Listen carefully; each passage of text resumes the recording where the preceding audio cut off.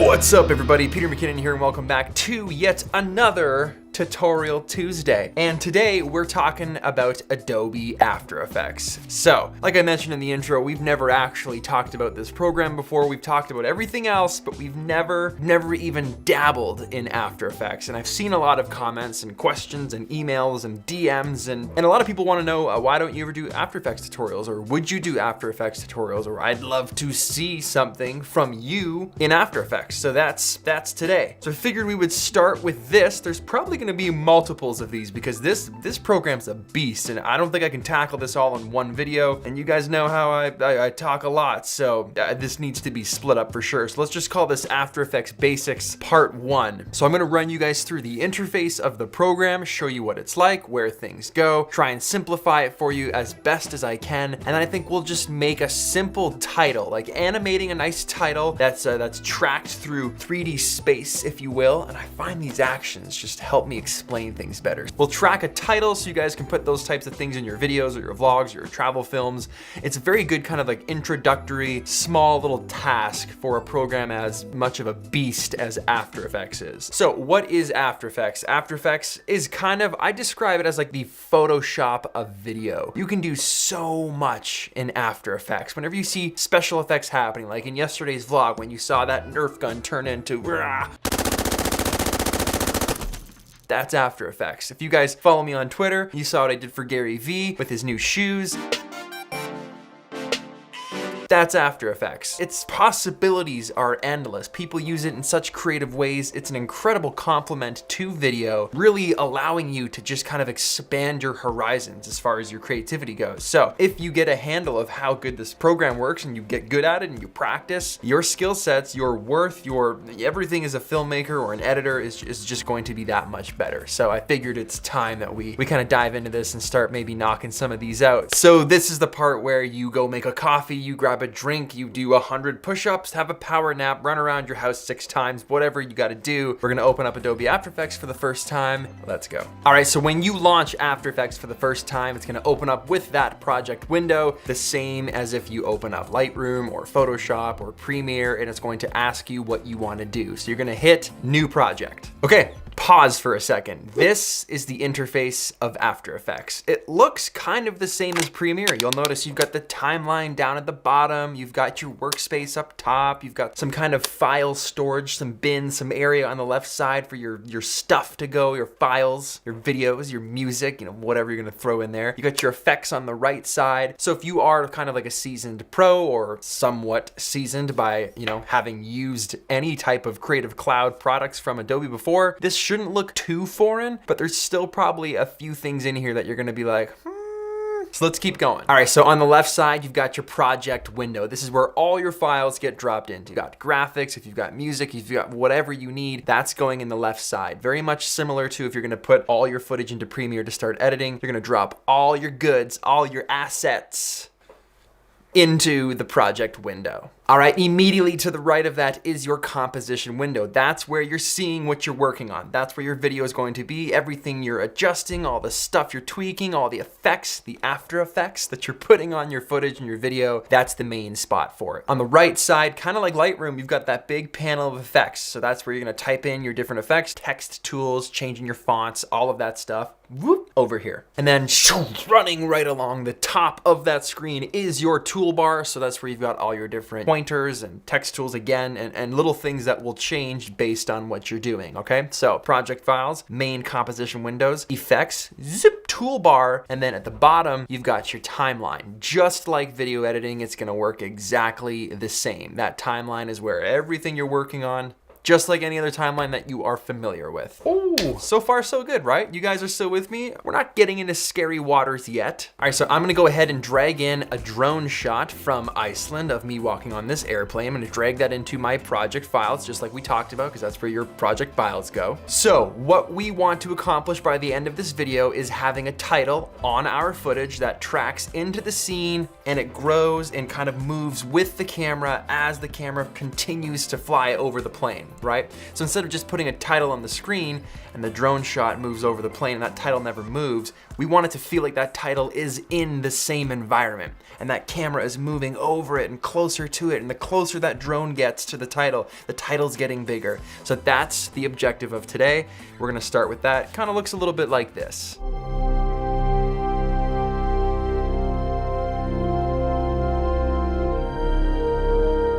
Now, if we really wanted to get crazy, we could mask out some of that text so it's behind me when I'm walking, but that we'll save that for maybe like a part 2. Don't even, we'll just, moving on. Okay, so the first thing you're gonna wanna do is click on that footage in your project window and drag it down into this little icon that you're gonna drop it on that and then let go.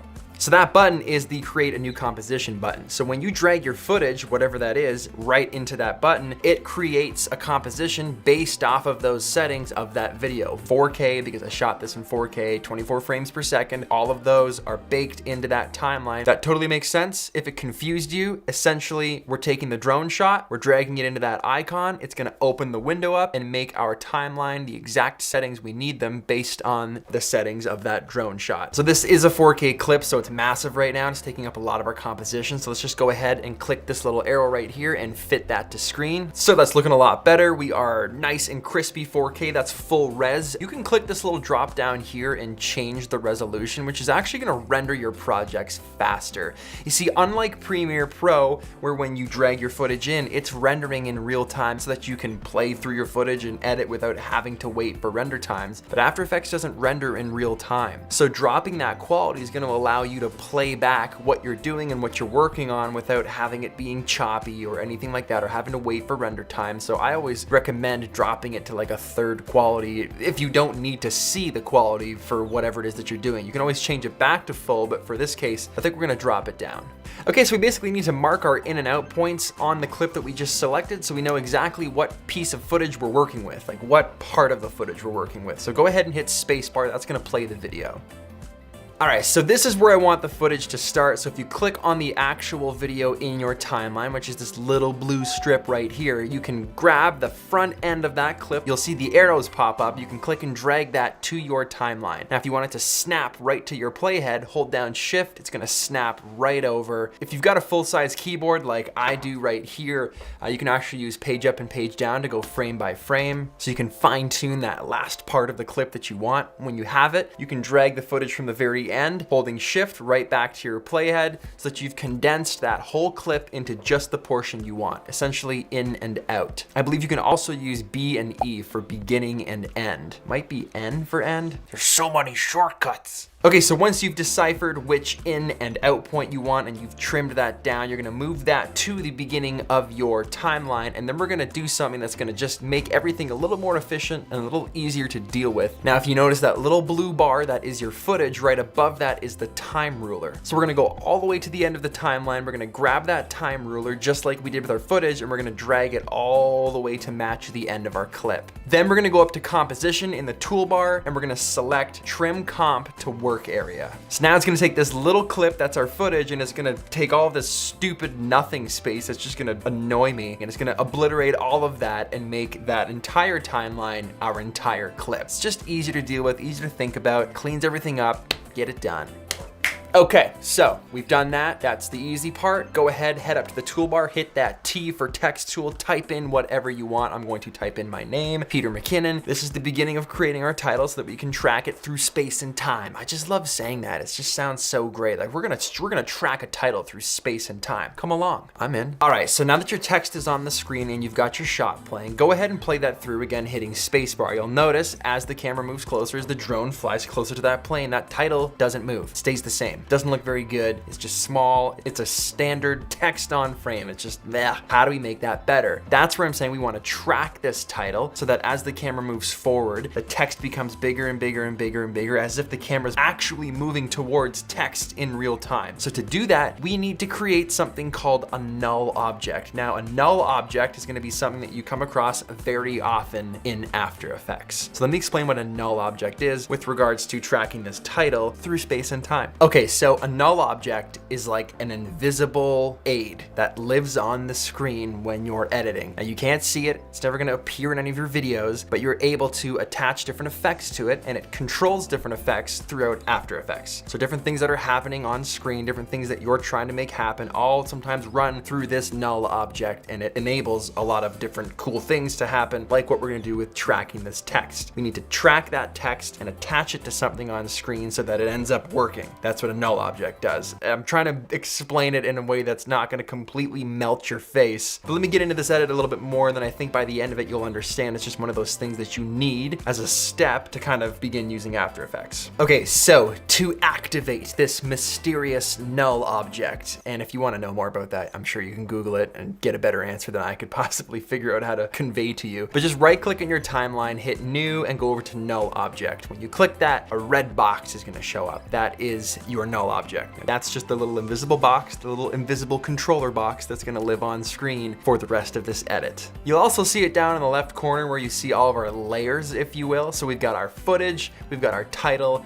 and now we have null 1. Okay, so now is where it gets a little confusing. Refill your coffee right now. What we need to do is have After Effects track all the pixels in this scene. It needs to just play the scene forward, and it needs to analyze and track the movement of the scene, which is our drone shot flying forward. After Effects needs to figure that out. It needs to map it. Once it's done that, we attach its tracking data. We attach what it's done to this null object. So then when we take that text and we attach that text to the null object, it's also tracked because they're both running through this little helper, this little invisible aid that is the null object. Okay, so we track the scene, we attach those settings to the null object, then we take the text, attach it to the null object, Bob's your uncle, you're good to go. Click on your footage, that's the DJI clip for me, whatever it is for you. You're gonna click on that layer, probably the bottom layer. Then you're gonna go over to the right side where it says tracker, and that's gonna bring up a little window. If you don't see that, like anything else, you can go up to the top of the toolbar, hit window, go down and make sure that tracker is clicked. If it's not, go ahead and click that, then boop, your little toolbar is gonna appear on the right side. So if it's already there, you're golden. Follow these next steps. So you're gonna click track motion. Once you click that, it opens up a new layer window. Now you might be like, huh, where did my composition go? But if you notice at the top here, it'll say composition DJI 0001. That's my clip. So whatever your clip is, that clip's gonna be over to the left. What I mean by is it opened a new window is now beside that, we see layer 1, which is that track motion layer. So your other composition is still there, we're good. It's just opened a new window so that it can perform this task. Now you'll see right in the middle of the scene, it says track point 1 with like a little white box. Now we're gonna wanna zoom in so that we can see this better, so hit plus and minus on your keyboard to zoom in, zoom out, but go ahead and hit plus and get up nice and close to this so that we have a very good view. Now you'll also notice this footage doesn't look very good right now because if you remember at the beginning, we dropped that quality down to like a quarter so that we could render this thing faster. So right now, just for, simplicity's sake, so that we can actually understand what's going on, let's bring that quality back up to full. Boof! Look at that crispy tastiness. We're back, baby, 4K.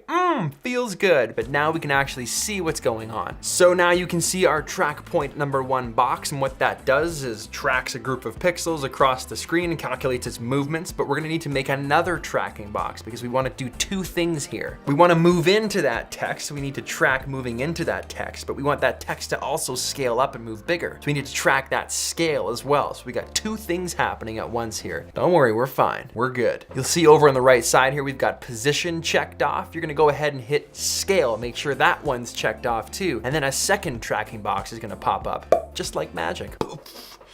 I got nothing, You thought it was gonna do magic, didn't you? You were like, it's coming. No, you don't own me. So just to double check everything is in good working order, you can go ahead and hit edit target. Now a little window is gonna pop up and you're gonna see that the selection is selected to null 1. That's the null object we created. Because remember, we're trying to track all these movements and send all that information to that little invisible helper, that null object. So making sure that's where it's going is good, which it is. Golden, hit okay, boom, moving on. So now we just need to pick 2 things in the frame that we can lock these little boxes onto that After Effects is gonna use to track track this scene, right? So high contrast points. We don't want to choose the fluffy, faint little cloud in the distance. We don't want to choose the part of the boot that's moving as I walk across this plane because it's moving too much. We want to choose two nice, solid, stationary, high contrast points that aren't moving very much. So After Effects says, thank you, I can easily track this scene for you. So we're gonna do that by selecting these windows here. I think we're gonna go with one window on the right side and a window on the left side. Sometimes this can be a bit of trial and error, but it is doable. I'll show you what I mean by that. Okay, so click and drag tracking point 1, that's the box. When you click and drag it, it's gonna like magnify the area that you are hovering that box over. That's what's happening right now. So this nice sharp edge of the window with that high contrast being it's black inside, we're gonna use that for our first tracking point. And maybe we'll try this window over here on the right. That one may be a little iffy, but we're gonna track that one as our second point. So again, we're gonna click and drag that to that point. Essentially, we're sticking targets on this frame so that After Effects says, okay, we got your targets, and I'm gonna hit track, and we're gonna let us do our job, and we'll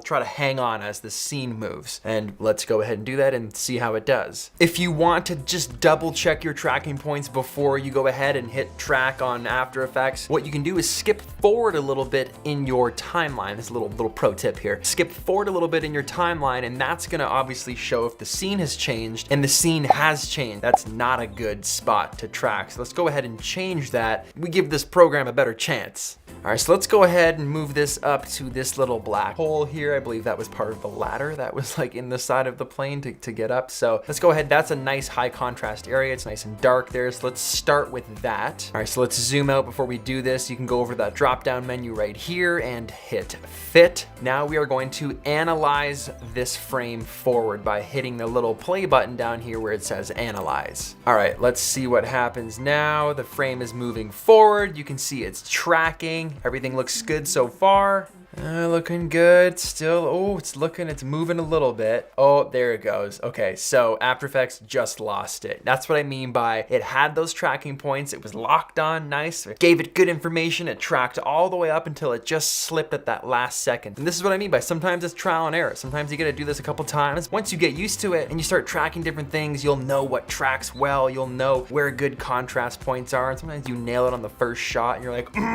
Sometimes it takes 3 or 4 times, but that's just all part of the process and the beast that is Adobe After Effects. So we're gonna go to where it slipped up and we're gonna adjust it so that it just kind of hangs on for the rest of the frame there, and then we're good to go. We're gonna zoom in a little bit so we can see this a bit better. You'll notice that you see 2 boxes. The inner box is the one that After Effects is actually tracking. You can click and hold and see the exact point where the program is looking to track. That second box, the outer box, is kind of there to make sure that that little one isn't moving inside it. It's kind of targeting that little one. So it's almost like a backup system. So if that little one moves, we can drag that outer box bigger to again make that target area bigger, give the program again a better sense of tracking. Essentially, we just don't want that little box to move out of bounds. So in order to do that, we're gonna make those bounds bigger by dragging the outer box larger. That way, it's got more room to move around without that big box losing sight of it. We're gonna increase the little one as well, just so that the target area is even bigger. And that way, when we reanalyze this, it's not gonna get lost. We can go ahead and do that for both sides. All right, now that we've adjusted that, we can hit play again on Analyze Forward over here on the right side. And it's just gonna overwrite all the tracking points it did before where it went off. Now that we've adjusted it, it's just gonna continue moving forward, keeping all the data behind it. Okay, so it's a little slower to track because those boxes are bigger, but it is locked on. It's looking good and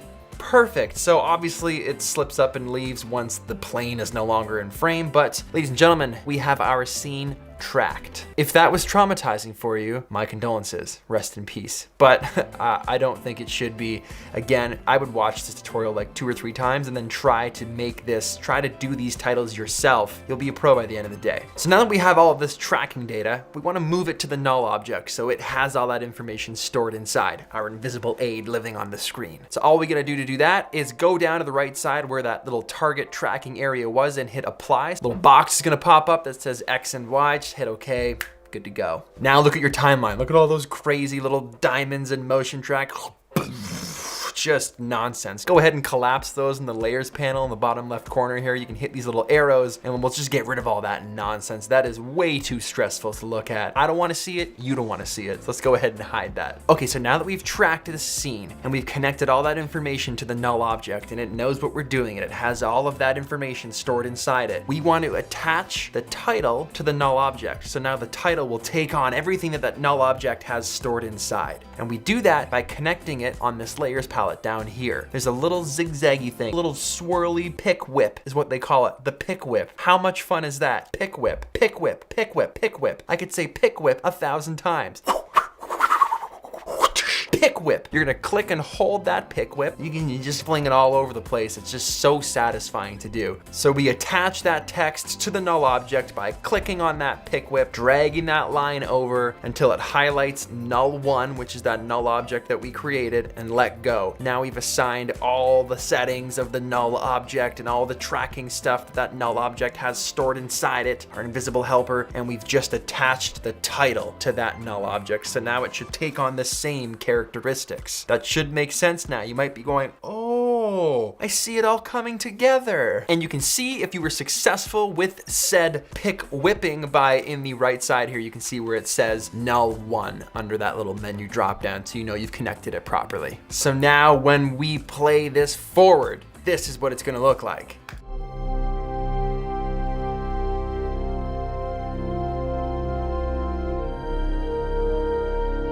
Looks great. That little glitch there at the end is where we lost the tracking data because the plane goes completely out of frame. So that's pretty much where we would stop the title. So let's just scrub our timeline, our playhead right to the spot in the frame where that information's gone. You can see the text kind of snaps a little bit. That's where the tracking just went, peace, I'm out. And let's drag using the right side like we did at the very beginning of this. Let's drag all these layers over to that playhead, snap them right to that playhead, hold shift if you want, snaps them right in. We're gonna get rid of those. Trimming comp to work area. So now our whole scene is exactly the scene that we want. It doesn't lose the tracking information at the end. The text isn't wobbly. It is a full sequence from start to finished, tracking our nice title in space and time. Keep in mind too, you can move that text wherever you want on the screen. It doesn't have to stay in the center. If you want to move it to the right, to the bottom, whatever, it does not matter because all that information is connected to the null object. So you are free to do what you want, but we're gonna keep it in the center because that's where it looks cool. If we were coming up at the beginning of a vlog or a little short film, right in the center, tracked right over top. Tasty. Now we could get crazy and start changing the fonts and then actually mask out the title so that I'm walking in front of it. Like that's I've said too much already. That's definitely a part 2. Okay, relax guys. Take a deep breath. You made it. You finished. That is it. You're done. You did it. We survived. You survived After Effects Part 1. Do you think you can handle Part 2? I think you can handle Part 2. What I would recommend is delete everything you just did and go back and do it again, like 5 times, so that you really get the understanding of what a null object is and being able to use the pick whip to attach your text and your tracking points to the null object and just really understand how that whole system works. Go through the compositions, go through the timeline, go through the project files, the effects, and just kind of familiarize yourself with the shortcuts or anything else that you can so that you can get comfortable with it. One of the things that I really like to do when I learn a new program is if I learn something specific, I learn a certain task, I will repeat that task like 5 to 10 times so that when it comes time for me to actually do that or make a title for a video, I've done it 10 times already, so I know exactly where to go. Composition, new composition, drag this in, trim to, all that stuff is just muscle memory at this point. So that's what I'd recommend for you to do while you wait for me to make Part 2 because I've got no idea when it's coming, but I will make sure it comes in a timely manner. I also had tons of requests to teach how I did the Gary V video. Maybe we'll think about doing that. But hey, I'm proud of you. Thanks for sticking around. Good job if you followed that to the end. If you're already a seasoned After Effects pro, well, I mean, I'm jealous because I'm not, but welcome and thank you for staying. Other than that, guys, hit that like button if you like this video. Smash it if that's something that you're into. Just punch it in the face. Hit the bell if you want to be notified anytime I upload videos. Subscribe if you aren't already. And I got a plane to catch. I'm going to LA. See you guys in the next one.